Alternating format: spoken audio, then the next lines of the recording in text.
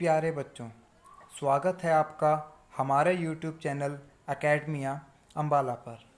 और आज की इस वीडियो में हम लेकर आए हैं छठी कक्षा की संस्कृत पाठ्य पुस्तक रुचिरा भाग 1 में संकलित छठा पाठ समुद्र तटः।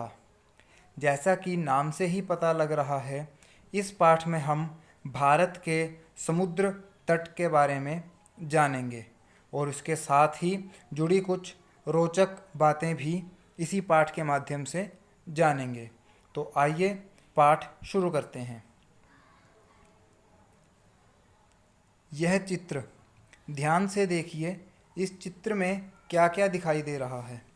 कुछ बच्चे रेत का घर बना रहे हैं, कुछ बच्चे गेंद से खेल रहे हैं, कुछ पानी में नाव चला रहे हैं और कुछ इधर उधर खेल रहे हैं। पाठ को आगे पढ़ने से पहले कुछ विशेष शब्दों के अर्थ जान लेते हैं, जिससे पाठ को समझने में हमें आसानी हो। समुद्र तटः, समुद्र का किनारा। पर्यटनाय, घूमने के लिए। तरंगैः, लहरों से या लहरों के साथ। नौकाभिः, नौकाओं के द्वारा या नाव के द्वारा। जलविहारम, जल क्रीड़ा। बालुकाभिः, बालुओं से यानी रेत से। बालुकागृहम, रेत का घर या बालू का घर। मध्ये मध्ये, बीच बीच में। प्रवाहयन्ति, धो देते हैं या बहा देते हैं। प्रचलति एव, चलती ही रहती है। पर्यटन स्थानानि, घूमने की जगह। मत्स्यजीविनः, मछलियों के द्वारा जीवन चलाने वाले यानी मछुआरे। स्वजीविकाम, अपनी जीविका को। चालयन्ति, चलाते हैं। अतीव, बहुत अधिक। सवैरम, बेरोक टोक अर्थात बिना रोक टोक के।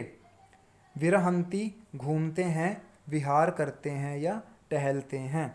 दीर्घतमः, सबसे लंबा।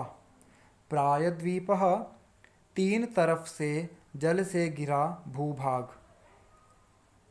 संगमः, मिलन। युगपद एव, युगपत एक साथ, एव ही यानी एक ही साथ। द्रष्टुम शक्यते, देखा जा सकता है। आइए पाठ शुरू करते हैं और उसी चित्र के साथ पाठ शुरू करते हैं। एषः समुद्र तटः, यह समुद्र का किनारा है। अत्र जनाः पर्यटनाय आगच्छन्ति, यहाँ लोग घूमने के लिए आते हैं।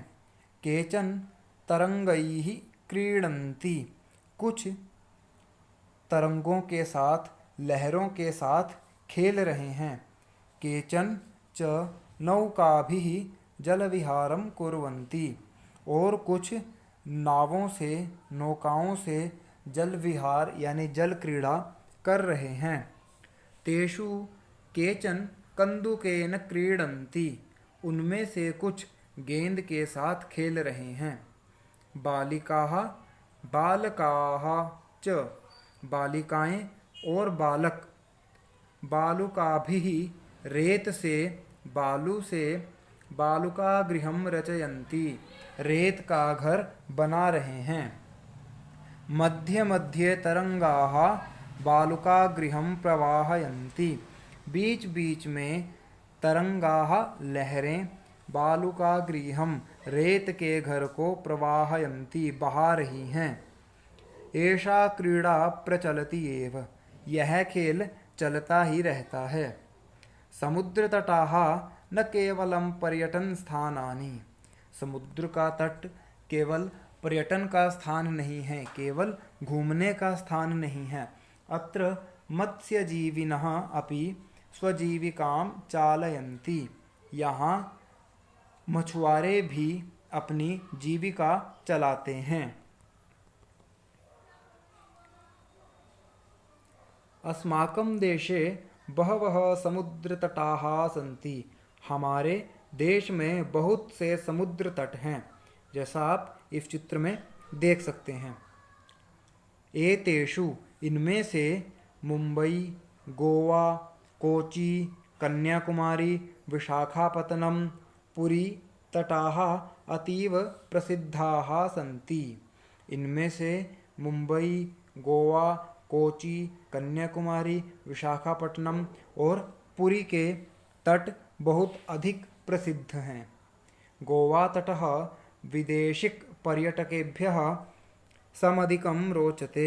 गोवा का तट विदेशी पर्यटकों को बहुत अधिक पसंद है। विशाखापट्टनम तटः वैदेशिक व्यापाराय प्रसिद्धः और विशाखापट्टनम का तट विदेशी व्यापार के लिए प्रसिद्ध है। कोची तटः नारिकेलफलेभ्यः ज्ञायते और कोची का तट नारियल के फलों के लिए जाना जाता है।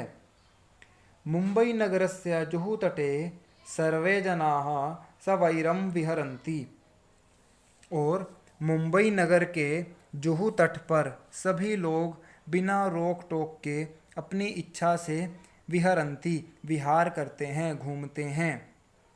चेन्नई नगरस्य मेरिना तटः और चेन्नई नगर का मेरिना तट देशस्य सागर तटेषु दीर्घतमः, देश के सभी सागर तटों में सबसे बड़ा है।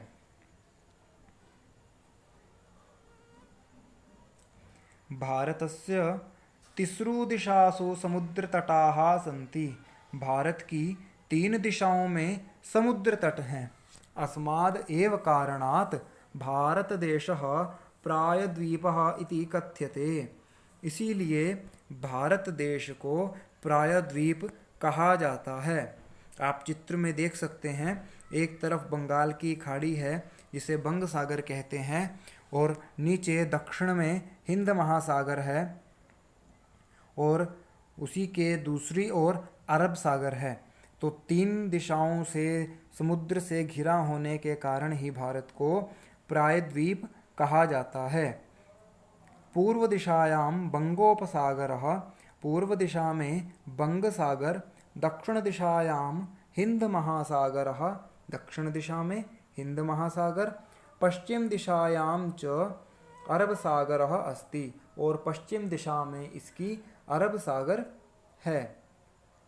एतेषां त्रयाणाम अपि और इन तीनों का भी सागराणाम संगमः कन्याकुमारी तटे भवति। इन सागरों का जो संगम है, जो मिलन है, वो कन्याकुमारी के तट पर होता है।